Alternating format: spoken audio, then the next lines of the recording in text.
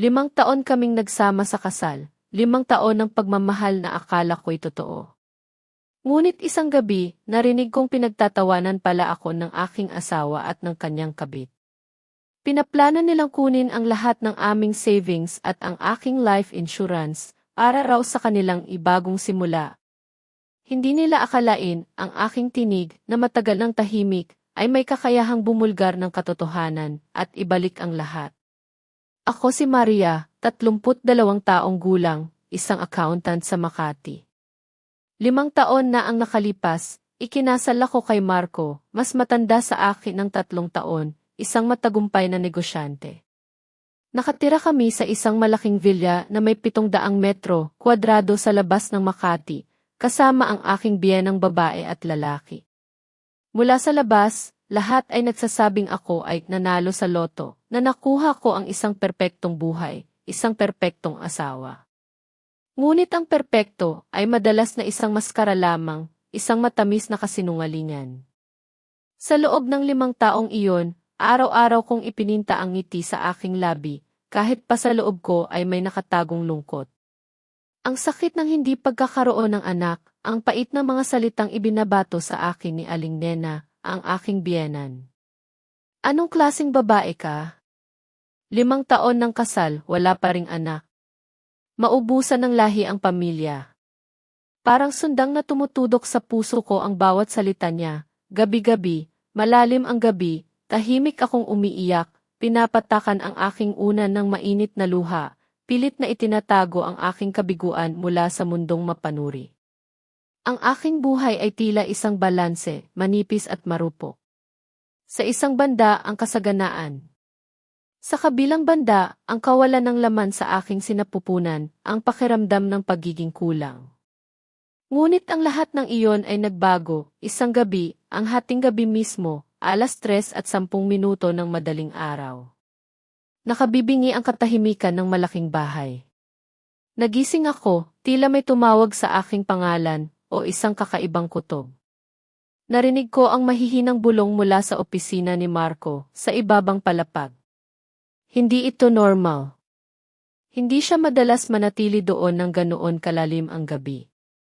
Nagkaroon ako ng kakaibang kaba, isang hindi maipaliwanag na takot.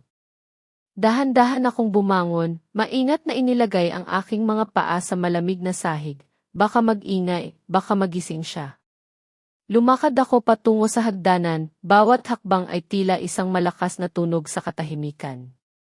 Unti-unti akong bumaba, papalapit sa pinto ng opisina. Bukas ng bahagya ang pinto, at mula sa siwang nito, narinig ko ang kanyang boses, pabulong, ngunit malinaw. Ang boses na iyon, na dati nagdadala ng kapayapaan sa akin, ngayon ay nagdadala ng pangamba. Huwag kang mag-alala, Sinta. Bukas, matatapos na ang lahat. Wala nang hahadlang sa atin. Ang villa at ang lahat ng pera, sayo na ang lahat. Parang may humawak sa aking puso at pinisil ito. Tumigil ang paghinga ko. Ang villa. Ang lahat ng pera. Sayo. Sayo sino? Hindi ako. May ibang babae.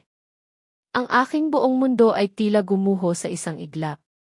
Pero hindi pa roon natapos ang bangungot.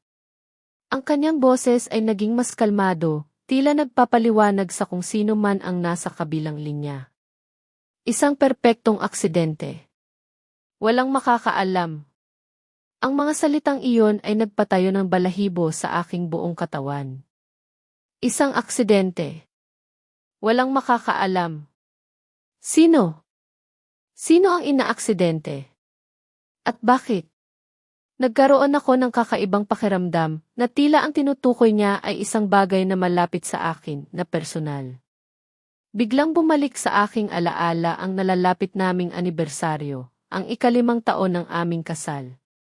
Plinano naming magpunta sa Tagaytay Ridge.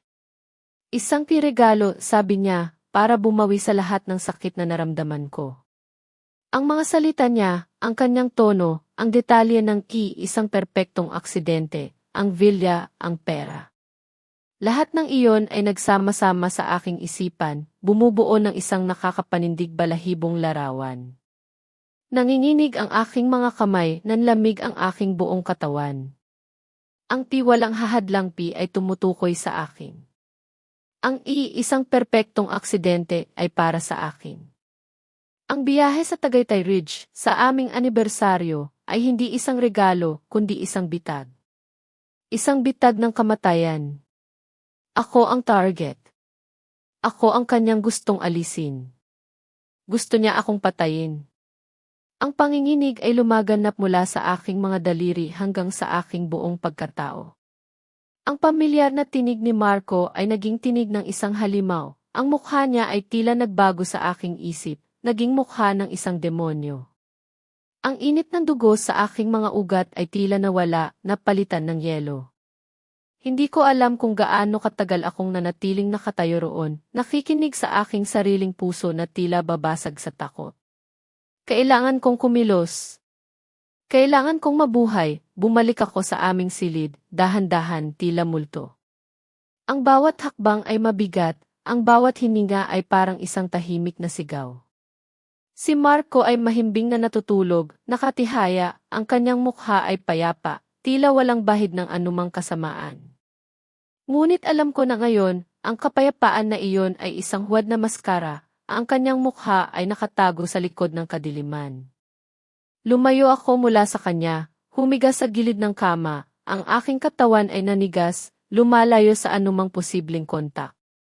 Ang lamig ng gabi ay lumalago sa aking mga buto, ngunit mas matindi ang lamig na dulot ng katotohanan ng aking narinig. Napakasama ng pakiramdam ko. Ang lalaking pinakasalan ko, ang lalaking pinagkatiwalaan ko, ang lalaking nangako ng walang hanggang pagmamahal, ay siya ring nagpaplano ng aking kamatayan. Parang pinagtawanan ako ng tadhana ng buong mundo. Ang mga luha ay naglandas sa aking pisngi, patuloy na umaagos, ngunit ngayon ay may kasamang galit, isang malamig na galit. Naalala ko ang araw ng aming kasal, ang nagliliwanag na simbahan, ang kanyang mga mata na puno ng pagmamahal habang tinititigan ako sa altar. Ang kanyang matamis na pangako, hindi kita iiwan kailanman. Ngayon, ang pangakong iyon ay nagkaroon ng ibang kahulugan. Hindi niya ako iiwan, pero ililibing niya ako.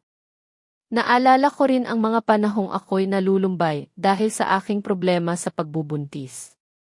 Ang bawat buwan na lumilipas, ang bawat pagkabigo, ay tila isang malaking suntok sa aking pagkatao. Ngunit si Marco ay palaging nariyan, niyayakap ako, binubulungan ng mga salitang iisang huling pagsubok, Sinta, magkakaanak na tayo. Ngayon, ang mga salitang iyon ay nagmistulang lason, isang pain na ginamit upang panatilihin ako sa kanyang tabi, hanggang sa oras na handa na siyang tapusin ang lahat. Lahat ng iyon ay isang mahabang dula, at ako ang biktima, ang pangunahing karakter sa kanyang nakakapanindig balahibong kwento. Ngunit may isang bagay na unti-unting nabubuo sa loob ko. Hindi ito takot lamang. Hindi ito kalungkutan. Ito ay isang matinding pagnanais na mabuhay. Ang bawat patak ng luha ay tila naghugas ng aking pagiging inosente, nagpapalit sa akin sa isang nilalang na may matinding hangarin na ipagtanggol ang sarili. Ang dating mahina at pasensyosa na Maria ay dahan-dahang nawawala, napapalitan ng isang babaeng matatag, matalino at handang lumaban. Hindi ako mamamatay, bulong ko sa sarili, ang tinig ay tila nagmumula sa kaibuturan ng aking kaluluwa. Kailangan kong mabuhay at ibabalik ko ang lahat ng sa akin. Ang Tagaytay Ridge. Ang Daang Burol. Isang kalsadang kilala sa pagiging liko-liko at delikado, lalo na kapag umuulan. Iyon ang sinabi niya. Iyon ang lugar na napag-usapan nila. Kung saan ang perpektong aksidente ay magaganap. Kailangan kong mag-isip, kailangan kong kumilos ng matalino. Hindi ako pwedeng mamatay ng walang laban. Unti-unti, dahan-dahan, kinuha ko ang aking telepono mula sa tabi ng kama. Ang aking mga kamay ay nanginginig, ngunit ang aking isip ay malinaw. Binuksan ko ang voice recorder application, ang aking puso ay kumakabog ng malakas. Inilagay ko ang telepono sa bulsa ng aking pajama, maingat na inayos upang hindi mahulog. At naghintay. Naghintay ako na matapos si Marco sa kanyang tawag. Narinig ko ang mahihinang tunog ng kanyang pagbalik sa silid. Hindi ko siya nilingon, nagkunwari akong mahimbing na natutulog.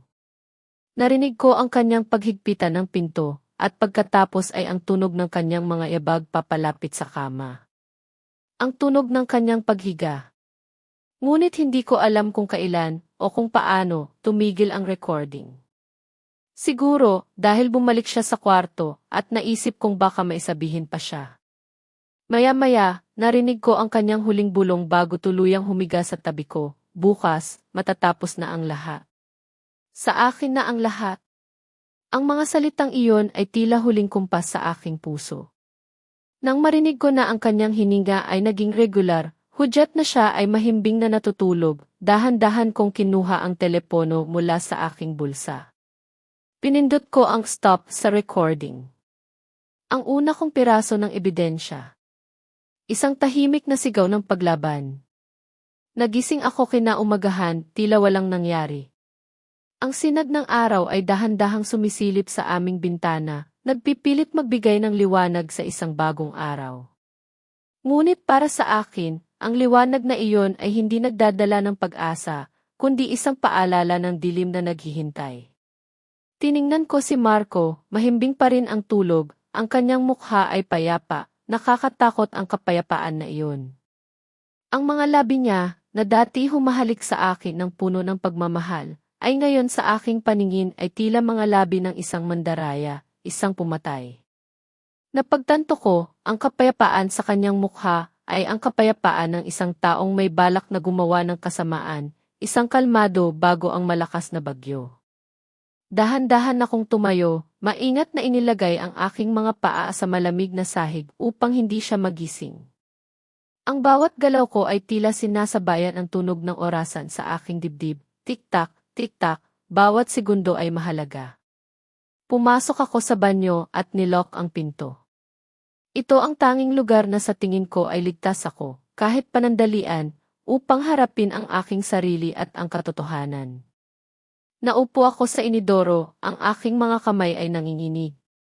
Inilabas ko ang aking telepono at binuksan ang recording na ginawa ko kagabi. Pinakinggan ko itong muli, ang boses ni Marco ay malinaw, bawat salita ay tumatago sa aking kalamnan.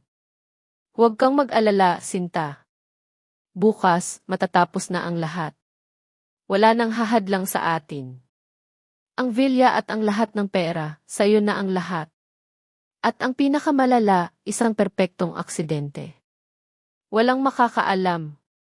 Ang bawat salita ay parang suntok sa aking sikmura, na nagpapaalala sa akin na hindi ito isang masamang panaginip.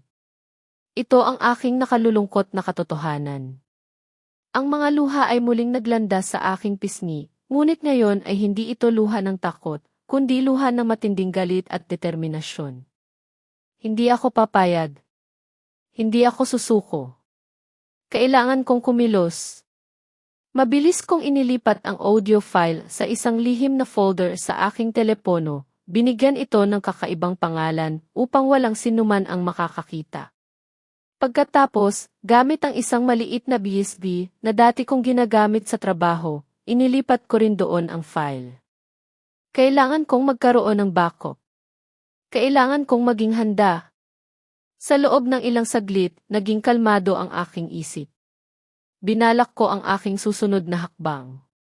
Kinuha ko ang aking telepono at nag-type ng mensahe sa aking matalik na kaibigan, si Carla. Si Carla, na sa aking paningin, ay ang tanging taong mapagkakatiwalaan ko ng walang pag-aalinlangan. Carla, itago mo to, mahalaga.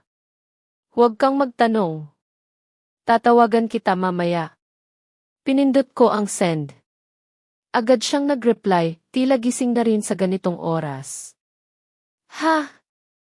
Ano yan? Anong nangyayari? Okay ka lang ba? Ramdam ko ang pag-aalala sa kanyang mga salita. Hindi ko na siya sinagot. Hindi ko maaaring ipagsapalaran na may makakita sa aming usapan. Ang bawat sandali ay mahalaga at ang bawat desisyon ay maaaring maging huli. Bumaba ako sa kusina, suot ang aking pinilit na ngiti. Sina Aling Nena at Mang Ben ay nakaupo na sa mesa, naghihintay para sa almusal. Ang amoy ng kape at bagong lutong sinangag ay pumuno sa silid, ngunit hindi nito nagawang palubagin ang bigat na aking nararamdaman. Si Marco ay nagpakita rin, lumapit sa akin, niyakap ako mula sa likod. Ang kanyang yakap ay tila malamig na bakal sa aking balat, at ang kanyang hininga ay tila hangin mula sa libingan.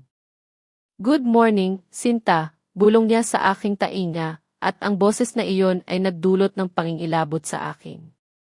Umiti ako pabalik, isang ngiti na hindi umabot sa aking mga mata. Naging sobrang ni Marco ngayong umaga. Napansin ko ang pagbabago sa kanyang kilos, ang sobrang pagmamalasakit. Dati, bihira siyang magpakita ng ganito. Ngayon, tila mayroon siyang agenda. Pinuno niya ang aking plato ng sinangag, tosino, at itinuro pa ang pinakamagandang pritong itlog. "Para sa iyo yan, Sinta. Kailangan mong kumain ng marami para mailakas ka sa biyahe natin." Umiti ako, ngunit sa aking isipan, ang bawat subo ng pagkain ay tila isang nakamamatay na pain. Ang pritong itlog.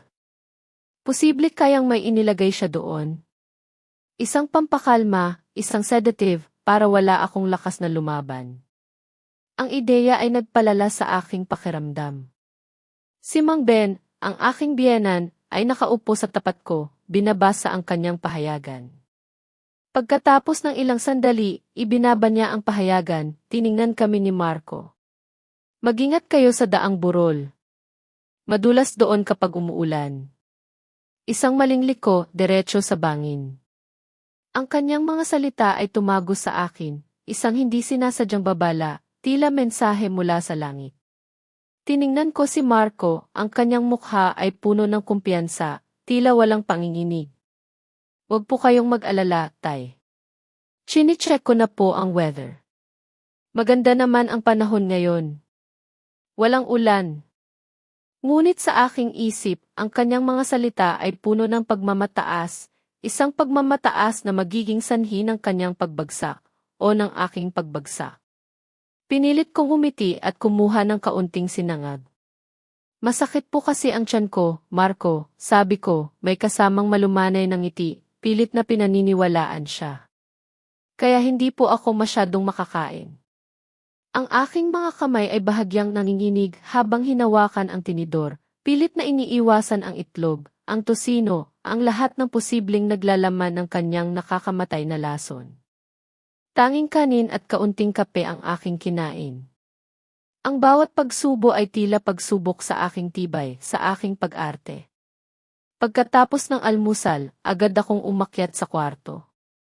Nilock ko ang pinto. Ito na ang oras. Ang huling paghahanda bago ang aming ibiyahe.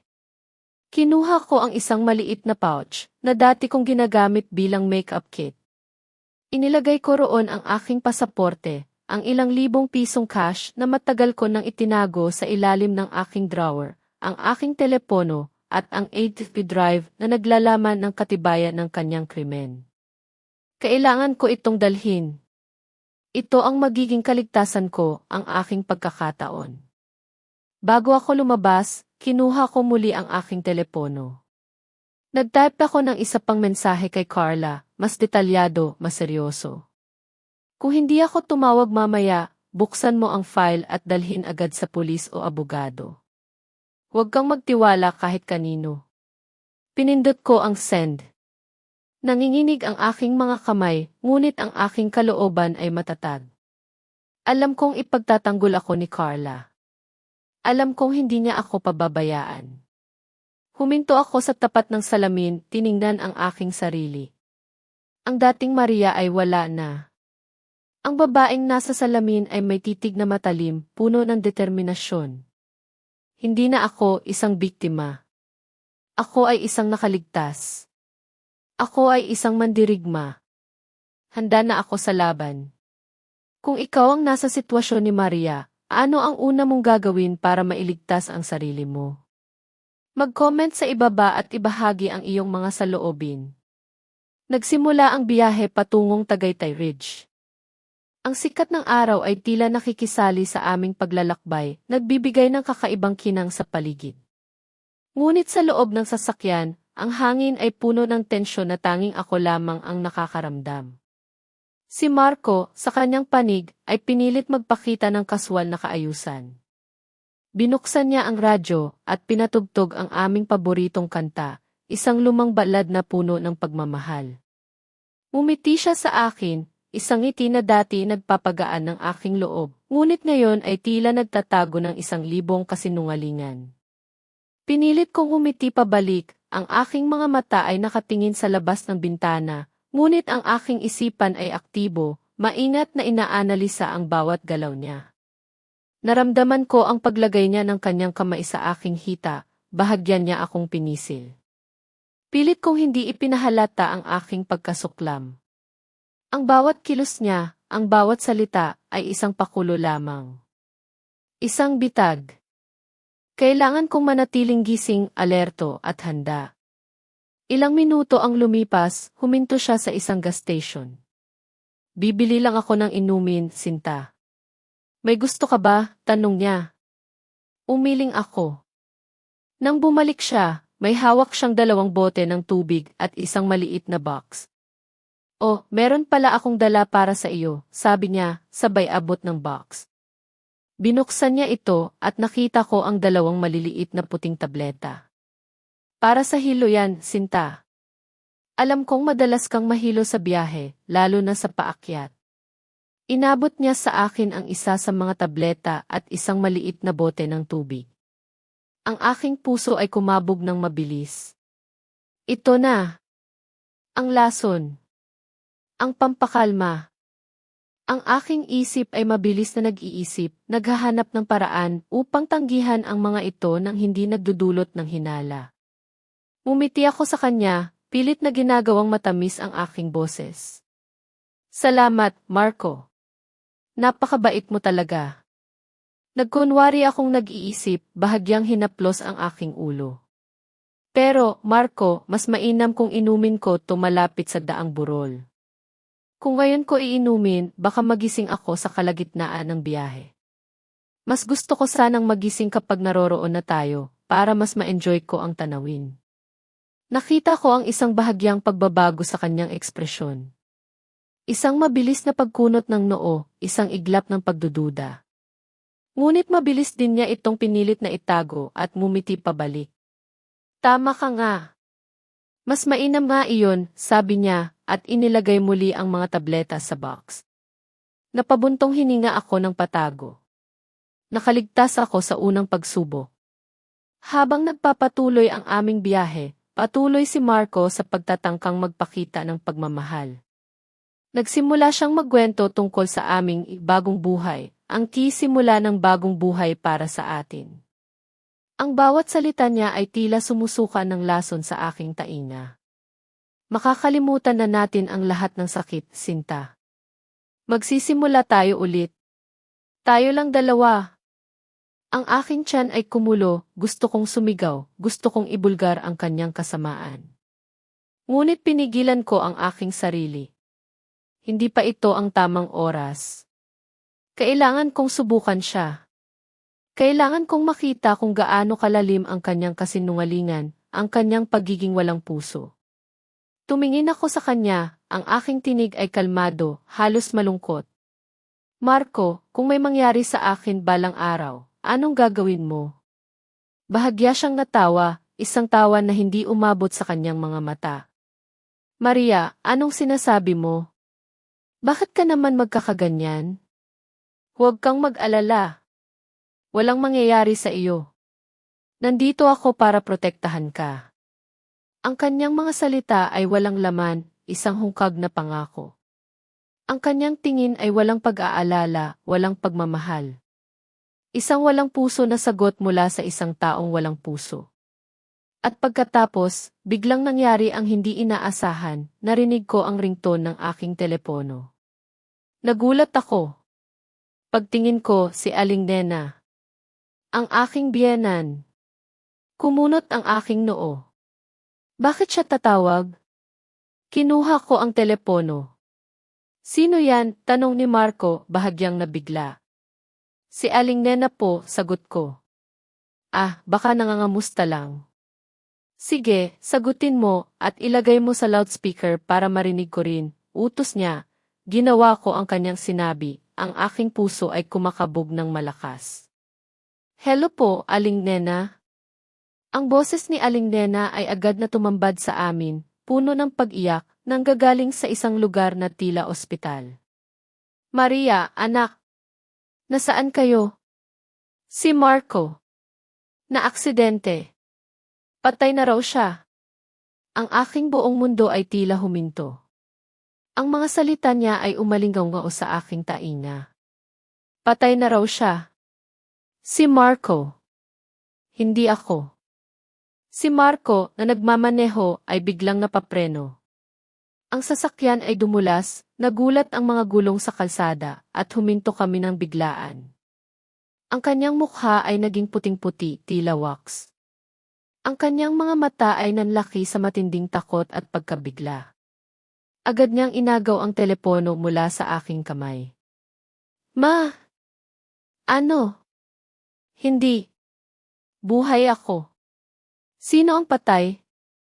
Hindi ako yan. Narinig namin ang patuloy na pag-iyak ni Aling Nena. Sinabi ng mga pulis, anak. Ang sasakyan mo, isang itim na DV, may plate number na.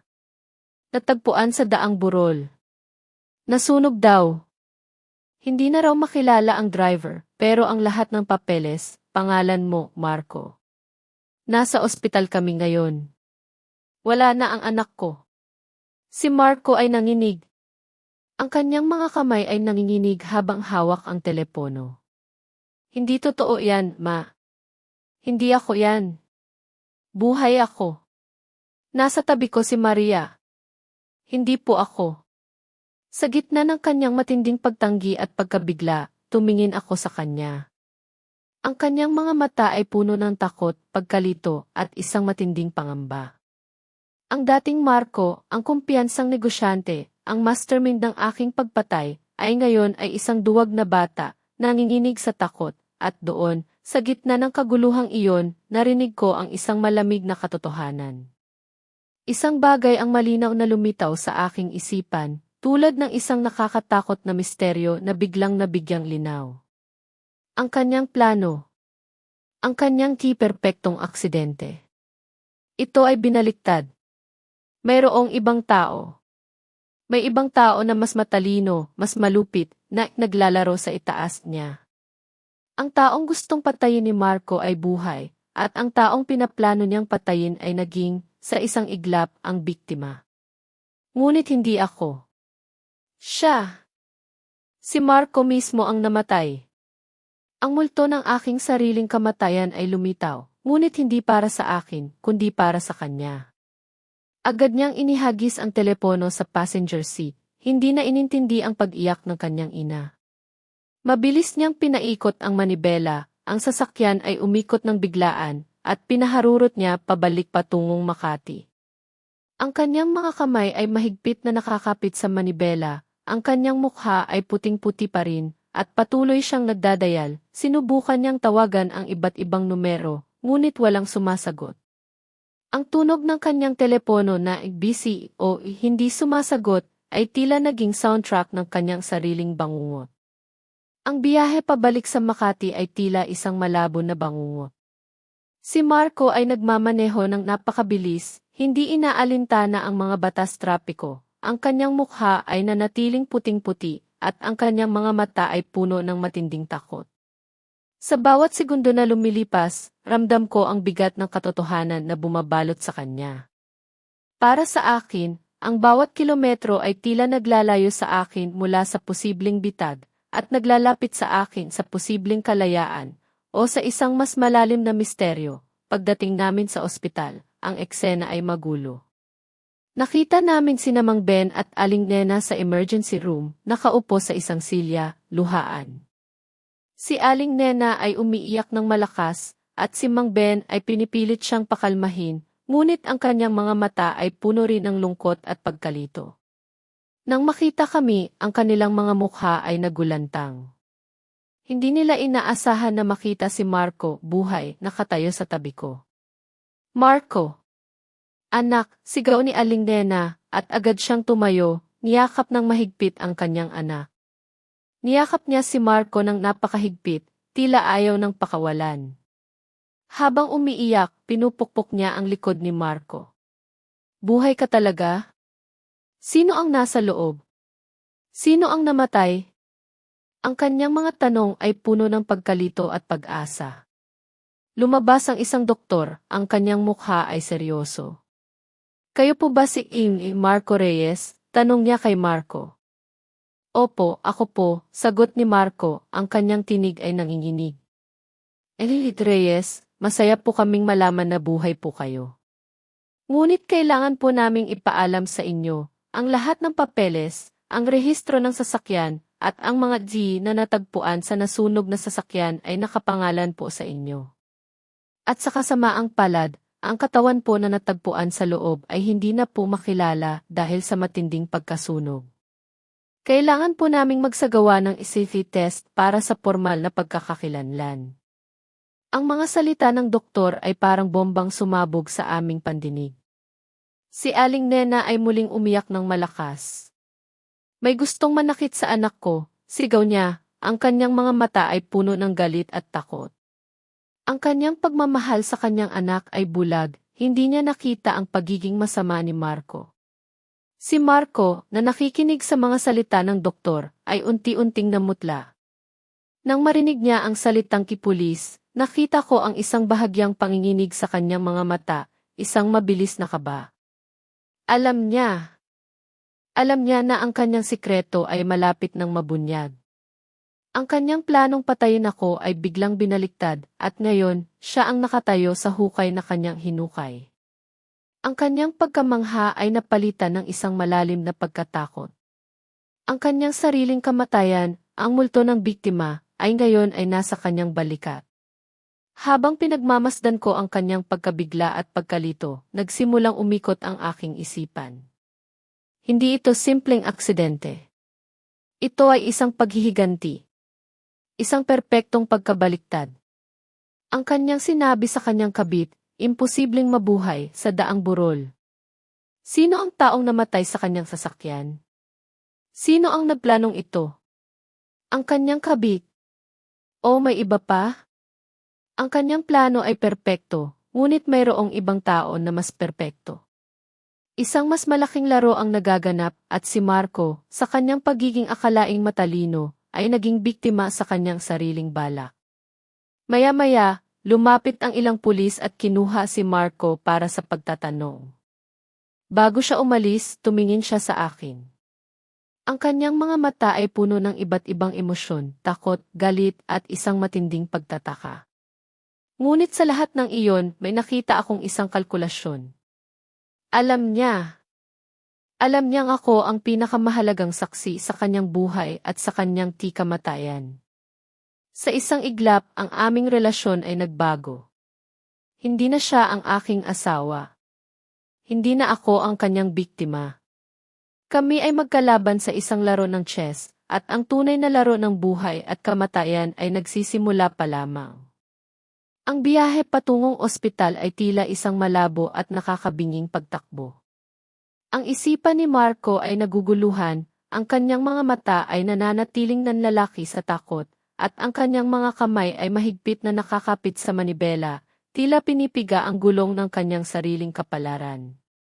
Sa bawat segundo, nararamdaman ko ang lalong pagbigat ng kanyang kaluluwa, ang lalong pagdami ng mga tanong na hindi niya kayang sagutin. Para sa akin, ang bawat pagharurot ng sasakyan ay tila naglalayo sa akin mula sa posibleng bitag, at naglalapit sa akin sa posibleng kalayaan, o sa isang mas malalim na misteryo na naghihintay na malutas. Ang aming pagdating sa ospital ay tulad ng pagpasok sa isang bagong yugto ng aming buhay, isang yugto na punong-puno ng pagtatago at pagtataksil. Nang makarating kami sa emergency room, ang eksena ay magulo. Nakita namin sina Mang Ben at Aling Nena, nakaupo sa isang silya, luhaan, ang kanilang mga mukha ay bakas ang matinding kalungkutan at pag-aalala. Si Aling Nena ay umiiyak ng malakas, ang kanyang mga hikbi ay bumabasag sa katahimikan ng silid. Si Mang Ben ay pinipilit siyang pakalmahin, ngunit ang kanyang mga mata ay puno rin ng lungkot at pagkalito, tila hindi maintindihan ang nangyayari. Nang makita nila kami, ang kanilang mga mukha ay nagulantang. Hindi nila inaasahan na makita si Marco, buhay, nakatayo sa tabi ko, tila walang nangyari. Ang kanilang mga mata ay nagtagpo, puno ng pagtataka at isang bahid ng pag-asa. Marco! Anak, sigaw ni Aling Nena, at agad siyang tumayo, niyakap ng mahigpit ang kanyang anak. Ang kanyang yakap ay puno ng pagmamahal at pagkabigla, tila ayaw ng pakawalan. Si Marco, sa kabilang banda, ay nanatiling nakatayo lamang, walang kibo, ang kanyang mukha ay nanatiling puting-puti, ngunit sa kanyang mga mata ay may nakita akong mabilis na pagbabago, isang halo ng pagtataka at matinding takot. Habang umiiyak, pinupukpok ni Aling Nena ang likod ni Marco, tila sinisiguro na totoo nga ang kanyang presensya. Buhay ka talaga? Paano? Sino ang nasa loob? Sino ang namatay? Ang kanyang mga tanong ay walang tigil, puno ng pagkalito at isang matinding pag-asa na maging totoo ang kanyang nakikita. Maya-maya, lumabas ang isang doktor, ang kanyang mukha ay seryoso, tila may dalang mabigat na balita. Kayo po ba si Marco Reyes? Tanong niya kay Marco. Opo, ako po, sagot ni Marco, ang kanyang tinig ay nanginginig, tila hindi pa rin makapaniwala sa sitwasyon. Enrique Reyes, sabi ng doktor, ang kanyang boses ay malumanay ngunit puno ng otoridad, masaya po kaming malaman na buhay po kayo. Ngunit kailangan po naming ipaalam sa inyo, ang lahat ng papeles, ang rehistro ng sasakyan, at ang mga G na natagpuan sa nasunog na sasakyan ay nakapangalan po sa inyo. At sa kasamaang palad, ang katawan po na natagpuan sa loob ay hindi na po makilala dahil sa matinding pagkasunog. Ang mukha at buong katawan ay lubhang naapektuhan. Kailangan po naming magsagawa ng SCT test para sa formal na pagkakakilanlan upang kumpirmahin kung sino nga ba ang pumanaw. Ang mga salita ng doktor ay parang bombang sumabog sa emergency room. Si Aling Nena ay muling umiyak ng malakas, ang kanyang mga hikbi ay mas matindi kaysa kanina. May gustong manakit sa anak ko, sigaw niya. Ang kanyang mga mata ay puno ng galit at takot, habang ang kanyang tingin ay lumilipat sa mga pulis na nakikinig sa paligid. Ang kanyang pagmamahal sa kanyang anak ay bulag, hindi niya nakita ang pagiging masama ni Marco, ang kanyang mga balak. Para sa kanya, si Marco ay isang biktima, isang inosenteng anak na pinagtangka ang patayin. Si Marco, na nakikinig sa bawat salita ng doktor, ay unti-unting namutla. Ang kanyang mga labi ay nanginginig at ang kanyang mga mata ay nanlalaki. Nang marinig niya ang salitang kipulis, nakita ko ang isang bahagyang panginginig sa kanyang mga mata, isang mabilis na kaba, tila mayroong pumindot sa isang sensitibong bahagi ng kanyang pagkatao. Alam niya na ang kanyang sikreto ay malapit ng mabunyag. Ang kanyang planong patayin ako ay biglang binaliktad, at ngayon, siya ang nakatayo sa hukay na kanyang hinukay para sa akin. Ang kanyang pagkamangha ay napalitan ng isang malalim na pagkatakot, isang takot na hindi na niya kayang itago. Ang kanyang sariling kamatayan, ang multo ng biktima, ay ngayon ay nasa kanyang balikat, at tila hindi na siya makakawala. Ang dating Marco, ang kumpiyansang negosyante, ang mastermind ng aking pagpatay, ay ngayon ay isang duwag na bata, nanginginig sa takot, na nahaharap sa sarili niyang kapahamakan. Habang pinagmamasdan ko ang kanyang matinding pagkabigla at pagkalito, nagsimulang umikot ang aking isipan ng mas mabilis. Hindi ito isang simpleng aksidente. Ito ay isang perpektong paghihiganti. Isang perpektong pagkabaliktad. Ang kanyang sinabi sa kanyang kabit, imposibleng mabuhay sa daang burol. Kung gayon, sino ang taong namatay sa kanyang sasakyan? Sino ang nagplanong ito? Ang kanyang kabit. O may iba pa? Ang kanyang plano ay perpekto, ngunit mayroong ibang tao na mas perpekto, mas matalino, mas malupit. Isang mas malaking laro ang nagaganap at si Marco, sa kanyang pagiging akalaing matalino at makapangyarihan, ay naging biktima sa kanyang sariling balak. Ang tanging pagkakaiba, ang nakakapanindig balahibong pagbabago, ay siya ang biktima ngayon. Hindi na ako. Maya-maya, lumapit ang ilang pulis at kinuha si Marco para sa pagtatanong. Bago siya tuluyang umalis, tumingin siya sa akin. Ang kanyang mga mata ay puno ng iba't ibang emosyon, takot, galit, at isang matinding pagtataka. Ngunit sa lahat ng iyon, may nakita akong isang kalkulasyon. Isang mabilis na pagsusuri. Alam niya. Alam niyang ako ang pinakamahalagang saksi sa kanyang buhay at sa kanyang kamatayan. Ang kanyang titig ay tila nagbabanta, ngunit kasabay noon ay maihalong pag-asa na ako ay mananatiling tahimik. Sa isang iglap, ang aming relasyon ay nagbago. Hindi na siya ang aking asawa na nagplano ng aking kamatayan. Hindi na ako ang kanyang biktima na walang laban. Kami ay magkalaban sa isang laro ng chess, kung saan ang bawat galaw ay may kapalit na buhay. At ang tunay na laro ng buhay at kamatayan ay nagsisimula pa lamang, sa gitna ng kaguluhan at pagtatago. Makalipas ang matinding gabi sa ospital, ang isip ko ay puno pa rin ng mga tanong. Sino ang namatay sa sasakyan ni Marco? Bakit siya ang naging biktima ng isang planong para sana sa akin? Hindi ko maintindihan. Ang lahat ay tila isang malaking palaisipan na kailangan kong lutasin. Ang aking puso ay mabigat, ngunit ang aking isipan ay nagtatrabaho ng mabilis, naghahanap ng mga sagot sa gitna ng kaguluhan. 5:30 ng madaling araw nang makauwi ako sa villa. Tulog pa si Aling Nena at Mang Ben, marahil ay pagod sa kanilang matinding emosyon kagabi. Hindi ko sila ginising. Umakyat ako sa aking silid, binuksan ang ilaw at naupo sa gilid ng kama.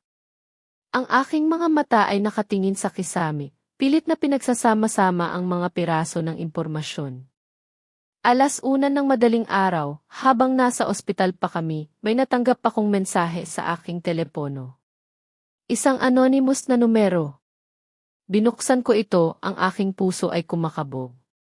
Kung gusto mong malaman kung sino ang namatay sa lugar ng asawa mo, bukas 7:00 ng umaga sa coffee shop sa tapat ng ospital. Mag-isa ka. Huwag kang magsasabi kahit kanino. Ang mensaheng iyon ay nagdulot ng isang kakaibang pakiramdam sa akin. Takot. Pag-aalinlangan. Ngunit higit sa lahat, kuryosidad. Ito ang aking pagkakataon. Ang tanging pagkakataon upang malaman ang katotohanan. Sino man ang nagpadala nito, alam niya ang nangyari. At kailangan kong malaman. Kinabukasan, maaga akong nagising. Sinigurado kong hindi ako makakagawa ng ingay. Bumaba ako at nakita ko si Aling Nena na naghahanda ng kape sa kusina. Maaga ka yata, Maria, sabi niya, ang kanyang boses ay malungkot pa rin. Hindi ka ba nakatulog ng maayos? Opo, Aling Nena, sagot ko, pilit na ginagawang kaswal ang aking tinig. Hindi po ako makatulog. Lalabas lang po ako, bibili po ako ng almusal. Medyo masama po ang pakiramdam ko sa mga pagkain dito sa bahay. Ang aking mga salita ay kasinungalingan, ngunit kailangan kong lumabas ng walang tanong. Sige, anak. Mag-ingat ka, sabi niya at bumalik sa kanyang paghahanda ng almusal. 7:00 ng umaga. Naroroon ako sa coffee shop sa tapat ng ospital. Ang lugar ay halos walang tao, tanging ang barista at ako. Umupo ako sa isang sulok, malapit sa bintana, kung saan tanaw ko ang ospital. Naghintay ako, ang aking puso ay kumakabog ng malakas. Maya-maya, may pumasok na isang lalaki. Katamtaman ang edad, ang kanyang mukha ay puno ng lungkot, at ang kanyang mga mata ay tila pagod na pagod. Lumapit siya sa aking mesa at umupo sa tapat ko. Wala siyang sinabi, inilabas niya mula sa kanyang bulsa ang isang litrato. Isang litrato ng isang lalaki, ngunit ang kalahati ng mukha nito ay sunog, hindi na makilala. Ngunit sa kanyang mga mata, may nakita akong pamilyar. Si Jose yan, sabi niya, ang kanyang boses ay malalim at malungkot. Pamangkin ko. Siya ang namatay kahapon. Ang aking buong katawan ay nanlamig. Si Jose. Ang taong namatay sa lugar ni Marco. Ang inosenteng biktima. Ako si Mang Nestor, patuloy niya, kapatid ng nanay ni Jose. Pasensya na po, Mang Nestor, sabi ko, ang aking tinig ay halos pabulong. Hindi ko po maintindihan. Nagsimula siyang magkwento. Isang kwento na mas malala pa sa aking naisip. Si Jose, sabi niya, may malaking utang. 5 milyong piso. Nagkasakit ang nanay niya, kailangan ng pera para sa operasyon. Hindi na niya alam kung saan kukuha. Bumuntong hininga siya. At doon pumasok ang asawa mo, si Marco. Nagpatuloy siya. Nilapitan niya si Jose, inalok ng 1 milyong piso. 1 milyong piso, kapalit ng isang trabaho. Ang trabaho ay simple lang daw. Magmaneho ng sasakyan ni Marco patungong Daang Burol. Magpalit sila ng damit doon, isuot ni Jose ang damit ni Marco, pati ang relo, ang pitaka na may G ni Marco. Pagkatapos, iiwan niya ang sasakyan at maglalakad siya pabalik sa isang kalsada, kung saan may sasakyan na susundo sa kanya. Pagkatapos, si Marco pupunta sa insurance at ide-declare ang sarili niyang patay. Hindi ako makahinga. Isang plano. Isang masalimuot na plano. Ngunit hindi pa roon nagtatapos ang kasamaan ni Marco. Hindi alam ni Jose, patuloy ni Mang Nestor, ang kanyang mga mata ay puno ng galit na ang sasakyang iyon ay may nakatanim na bomba. Isang bomba na sasabog pagkatapos ng 1 oras habang nagmamaneho siya. Gusto niyang siguraduhin na walang makakatakas, walang makakakita. Isang perpektong aksidente. Para sa insurance. Ang aking mundo ay gumuho sa 2nd pagkakataon. Hindi lang ako ang target. Si Jose. Isang inosenteng tao, biktima ng kasakiman ni Marco. Ang aking lalamunan ay tila may bara, hindi ako makapagsalita. Ang galit at pagkasuklam ay bumalot sa akin. Inilabas ni Mang Nestor ang kanyang telepono. May nakuha akong ebidensya, sabi niya. Pinlay niya ang isang audio recording. Ang boses ni Marco ay malinaw. Ang kanyang boses nakikipag-usap kay Jose. Ang pag-aalok ng pera. Ang plano. Ang detalye ng sasakyan. At pagkatapos ang mga salitang nagpatindig ng balahibo sa akin. At pagkatapos nito, isa pa ang kailangan nating ayusin. Ang aking recording. Ang kanyang kabit. Ang isa pa ay ako. Magkatugma ang lahat. Ang bawat piraso ng puzzle ay nagsama-sama, bumubuo ng isang nakakatakot na larawan ng kasamaan. Ang katotohanan ay mas malala pa sa aking naisip. Hindi lamang ako ang kanyang gustong patayin, kundi pati na rin ang isang inosenteng tao. Ang aking mga kamay ay nanginginig, ngunit ang aking isipan ay malinaw. Tiningnan ko si Mang Nestor, ang aking mga mata ay puno ng determinasyon. Makikipagtulungan ako, sabi ko, ang aking boses ay matatag.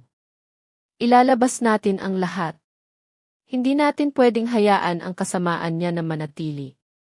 Tumango si Mang Nestor. Salamat, Maria. Alam kong mahirap ito. Ngunit kailangan nating bigyan ng katarungan si Jose.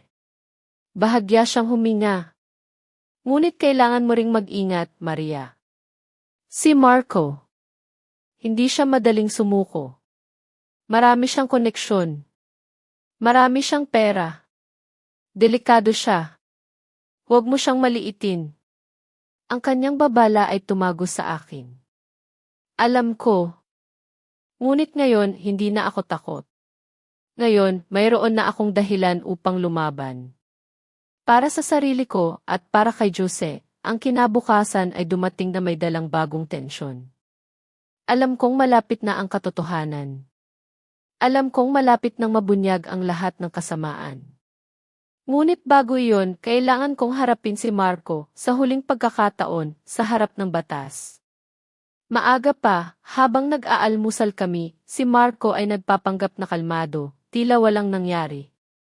Ang kanyang mukha ay pilit na ipinapakita ang isang ngiti, ngunit sa kanyang mga mata ay may nakita akong bahid ng pag-aalala, pag-aalinlangan. Si Aling Nena at Mang Ben ay nananatiling malungkot, hindi pa rin makapaniwala sa nangyari, biglang may kumatok sa pintuan. 2 pulis. Agad na tumayo si Aling Nena, ang kanyang mukha ay puno ng takot. Anong nangyayari? Tanong niya, ang kanyang boses ay nanginginig. Kinakailangan po naming isama si Marco Reyes para sa isang investigasyon, sabi ng isang pulis. Hindi. Bakit? Anong kasalanan ng anak ko? Sigaw ni Aling Nena, pilit na pinipigilan ang mga pulis. Ngunit walang nagawa si Aling Nena. Si Marco ay tumayo, ang kanyang mukha ay naging seryoso. Bago siya lumabas, tumingin siya sa akin. Ang kanyang tingin ay puno ng pagdududa, pagtatanong at isang bahid ng galit. Tila alam na niya. Alam na niya na ako ang may kagagawa ng lahat.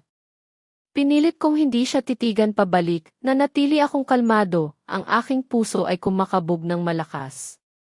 Hindi pa natatagalan, tumunog ang aking telepono. Ang istasyon ng pulis. Kailangan din akong magpunta doon para sa isang kipahayag. Aling Nena, sabi ko, kailangan ko pong lumabas. Bibilhan ko lang po ng vitamin si Christian. Muling kasinungalingan, ngunit ito ang tanging paraan. Sige, anak. Mag-ingat ka, sabi niya, ang kanyang boses ay malungkot pa rin. Lumabas ako ng villa, hindi na ako lumingon. Sa wakas, malaya ako sa bahay na iyon, kahit panandalian, nakarating ako sa istasyon ng pulis. Inihatid ako sa isang silid para sa investigasyon. Naroroon na si Marco, nakaupo sa tapat ng isang mesa, kasama ang 2 pulis at isang piskal. Ang kanyang mukha ay puting-puti, at ang kanyang mga mata ay nanatiling nanlalaki sa pagkabigla at takot. Nang makita niya ako, ang kanyang mukha ay lalong namutla. Maupo po kayo, Jules Maria, sabi ng piskal. Umupo ako, inilagay ang aking bag sa tabi ng upuan, nagsimula ang pagtatanong. Pinayagan akong magsalita. Kinuha ko ang e-tv drive mula sa aking bag at inilagay ito sa mesa. Ang tunog ng paglagay nito ay umalingaw-ngaw sa katahimikan ng silid. Ito ang audio file, sabi ko, ang aking boses ay matatag at malinaw, ng pag-uusap mo sa kabit mo noong gabing iyon, Marco. Ang gabi bago ang biyahe sa Tagaytay. Tumayo si Marco, ang kanyang mukha ay puno ng galit at pagtanggi. Hindi totoo yan. Mga kasinungalingan. Ginagawa lang niya yan para pabagsakin ako. Enlid Reyes, kalma po, sabi ng pulis. Nilagay ng piskal ang USB sa isang laptop at pinlay ang audio file. Umalingaw-ngaw sa silid ang boses ni Marco, malamig at walang awa. Pag namatay na siya, sayo na ang villa at lahat ng pera sa bangko. At pagkatapos, ang mas masahol pa, ang kanyang pag-uusap kay Jose, ang plano para sa aksidente, ang pangako ng pera. Ang bawat salita, bawat detalye, ay malinaw, hindi maikakaila. Ang iisa pa na kanyang binanggit ay umalingaw-ngaw sa aking isipan, isang paalala ng kanyang pagtataksil. Pagkatapos ng audio file, nagsimula akong magkwento. Nagsimula ako sa gabing iyon, ang bulong sa hating gabi. Ang aking pagtatago, ang aking takot. Ang aking di-perpektong aksidente na binalak niya. Ang aking biyahe sa daang burol. Ang mga tableta na pilit niyang ipinainom. At pagkatapos, ang pagkakakilala ko kay Mang Nestor, ang kwento ni Jose, ang inosenteng biktima na namatay sa kanyang lugar. Ang bawat salita, bawat detalye, ay lumabas sa aking labi ng walang pag-aalinlangan, ng walang takot. Si Marco ay naupo muli, ang kanyang mukha ay naging puting-puti, tila wax. Tumawa siya ng mapait, isang tawa na walang kaligayahan. Hindi totoo yan, sabi niya, pilit na itinanggi, ngunit ang kanyang mga mata ay puno ng pagkatalo. Alam niyang tapos na. Alam niyang walang makakapagtago sa katotohanan. Tiningnan ko siya sa mata, ang aking tinig ay kalmado, ngunit puno ng kapangyarihan. Hindi ko gustong mamatay ka, Marco. Ngunit hindi rin ako pwedeng mamatay sa lugar mo, gaya ng plinano mo. Hindi ko pwedeng hayaan ang kasamaan mo na manalo. Ibinaba ni Marco ang kanyang ulo, ang kanyang mga kamay ay nakahawak sa kanyang noo. Sa kanyang mga mata, sa isang iglap, may nakita akong bahid ng pagsisisi.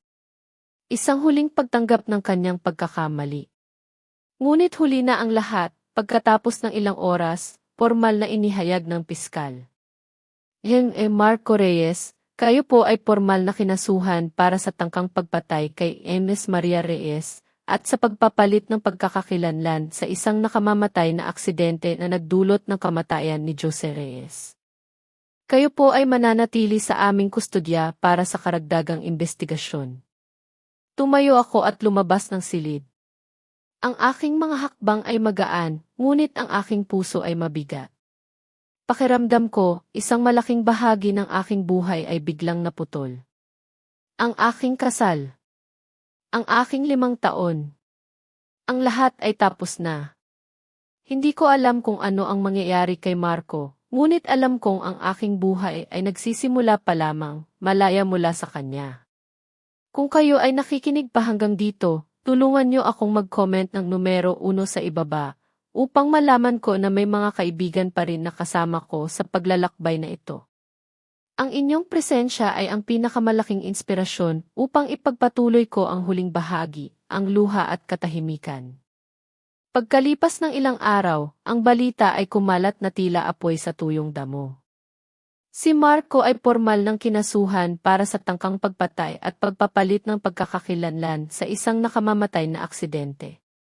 Ang mensahe ay dumating sa aking telepono, kumpirmasyon ng isang katotohanang matagal ko nang alam. Ang hustisya, sa wakas, ay nagsimulang gumulong. Umuwi ako sa villa na may dalang bigat sa aking kalooban. Kailangan kong sabihin sa kanila. Kailangan nilang malaman ang buong katotohanan. Pagdating ko, si Mang Ben at Aling Nena ay naghihintay sa akin sa sala. Ang kanilang mga mukha ay puno ng pag-aalala, pagtataka, at isang bahid ng pag-asa na sana ay may magandang balita akong dala. Naupo ako sa harap nila at nagsimula akong magkwento. Isinalaysay ko ang lahat, mula sa gabing narinig ko ang bulong ni Marco sa telepono, ang kanyang nakakapanindig balahibong plano na patayin ako, ang biyahe sa daang burol, ang mga tableta. Sinabi ko rin ang tungkol kay Mang Nestor, at ang trahedya ni Jose, ang inosenteng binata na namatay sa lugar ni Marco. Ang bawat salita ay lumabas sa aking labi ng may kahirapan, ngunit alam kong kailangan nilang marinig. Nang marinig ni Aling Nena ang buong kwento, ang kanyang mukha ay naging puting-puti. Bigla siyang gumuho, umiyak ng malakas, ang kanyang mga hikbi ay bumabasag sa katahimikan. Diyos ko, baliw ba siya? Paano niya nagawa iyon sa sarili niyang asawa? Sa isang inosenteng tao. Ang kanyang mga tanong ay puno ng pagkabigla at pagkadismaya, tila hindi pa rin siya makapaniwala sa kasamaan ng kanyang sariling anak, si Mang Ben, sa kabilang banda, ay tahimik lamang. Ibinaba niya ang kanyang ulo, ang kanyang mga balikat ay nanginginig. Maria, patawarin mo kami, sabi niya, ang kanyang boses ay nanginginig sa pagkalungkot. Hindi namin siya napalaki ng maayos. Ang aming anak naging halimaw. Ang kanilang sakit ay ramdam ko, at sa gitna ng aking sariling galit, nakaramdam ako ng bahagyang awa. Sila ay mga biktima rin ng kasinungalingan at kasamaan ng kanilang anak. Habang nagpapatuloy ang investigasyon, inirekomenda ng pulisya na sumailalim ako sa isang medical check-up para sa mga ebidensya at para na rin sa aking sariling kalusugan. At doon, sa gitna ng lahat ng kaguluhan, isang bagong balita ang nagbago sa lahat. Ms. Maria, sabi ng doktor, ang kanyang mukha ay puno ng ngiti, congratulations. You're 5 weeks pregnant. Ang aking buong katawan ay nanlamig. Isang anak.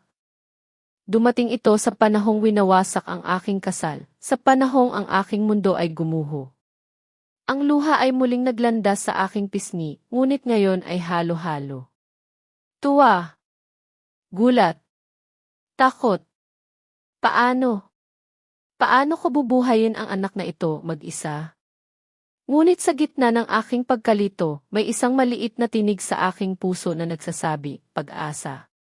Ito ang iyong pag-asa. Nang sabihin ko kina Aling Dena at Mang Ben ang tungkol sa aking pagbubuntis, muli silang nagulantang. Ngunit sa pagkakataong ito, ang kanilang mga luha ay maihalong tuwa. Si Aling Nena ay niyakap ako ng mahigpit. Isang apo, bulong niya. Ngunit ang kanilang tuwa ay mabilis na napalitan ng isang seryosong usapan.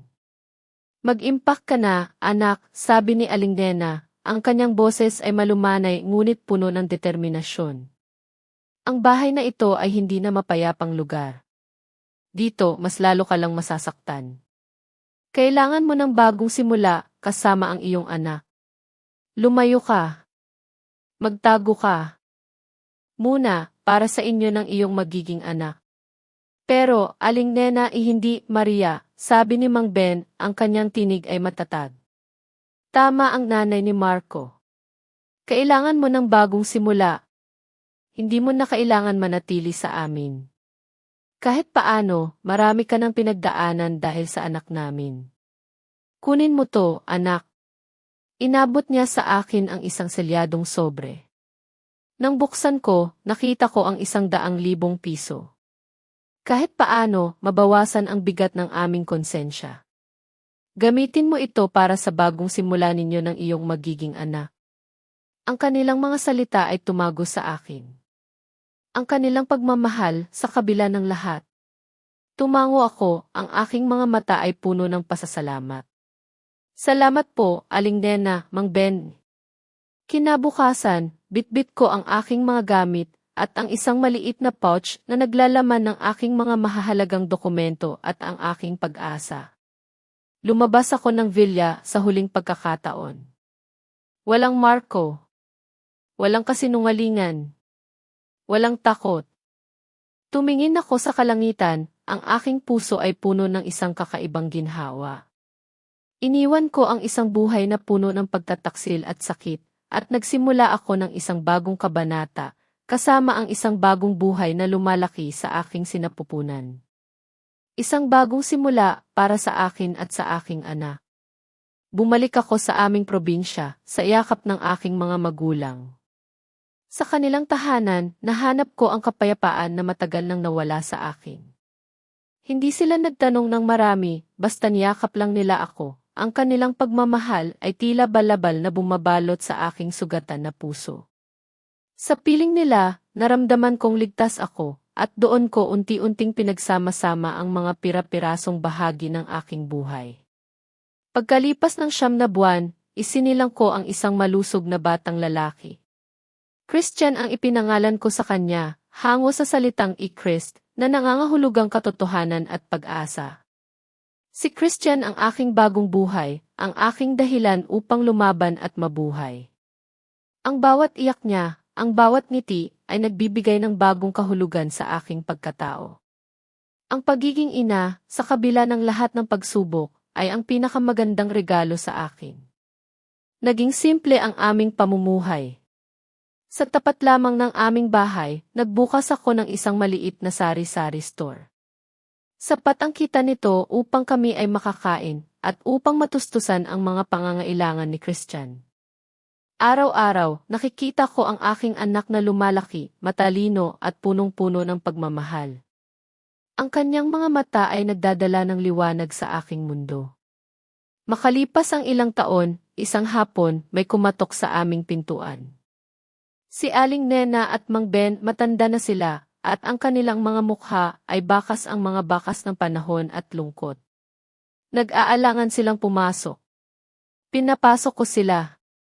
Agad na tumakbo si Christian sa aking tabi, nagtataka kung sino ang mga bisita. Niyakap ni Aling Nena si Christian, ang kanyang mga luha ay bumuhos.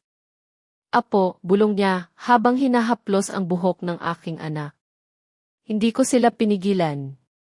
Alam kong kailangan din nila ang yakap na iyon, ang koneksyon sa isang bahagi ng Marco na walang bahid ng kasamaan.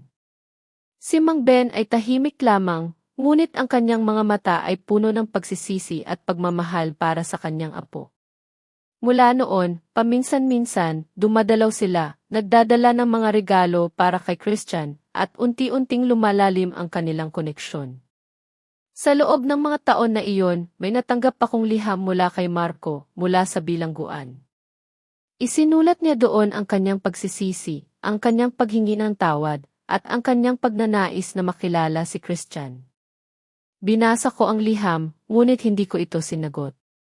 Hindi dahil sa galit, hindi dahil sa put, kundi dahil sa paglipas ng panahon, natutunan ko ng magpatawad. Natutunan ko ng palayain ang aking sarili mula sa bigat ng nakaraan. Si Marco ay bahagi na ng nakaraan, at ako ay nakatuon na sa aking kasalukuyan at kinabukasan, kasama ang aking anak. Makalipas ang ilang taon, namatay si Mang Ben, binawian siya ng buhay dahil sa katandaan. Bumisita ako sa kanya sa ospital bago siya pumanaw. Hinawakan ko ang kanyang kamay. Patawarin mo ako, anak, sabi niya, ang kanyang boses ay mahina na. Hindi ko pinalaki ng maayos si Marco. Pinapatawad ko po kayo, Mang Ben, sabi ko, ang aking mga mata ay puno ng luha. Niyakap ko siya ng mahigpit. Doon, sa kanyang piling, naramdaman ko ang pagtatapos ng isang kabanata, ang pagtatapos ng isang matagal na sakit. Isang araw, tumawag sa akin si Mang Nestor. Maria, sabi niya, nakalabas na si Marco. Nagbukas siya ng maliit na repair shop sa labas ng syudad. Tahimik lang siya, Maria.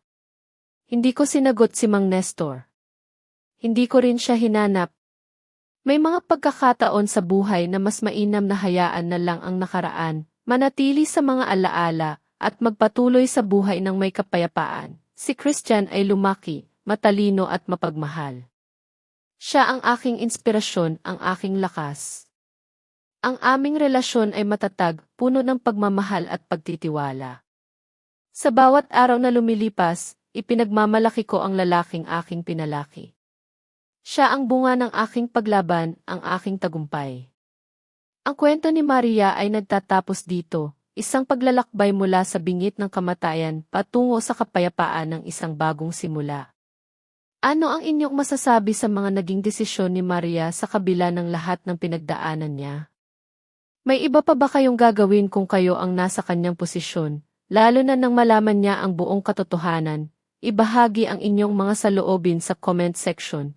Binabasa ko po ang bawat isa ninyong mensahe. At pinahahalagahan ang inyong mga opinyon. Kung ang kwentong ito ay nagpahiwatig o nagpagunita sa inyo ng kung anuman, huwag kalimutang mag-iwan ng like. Ibahagi ito sa taong pinaniniwalaan ninyong madarama rin ang mensahe. At mag-subscribe sa channel ng Luha at Katahimikan upang hindi mapalampas ang mga susunod pang hiwaga.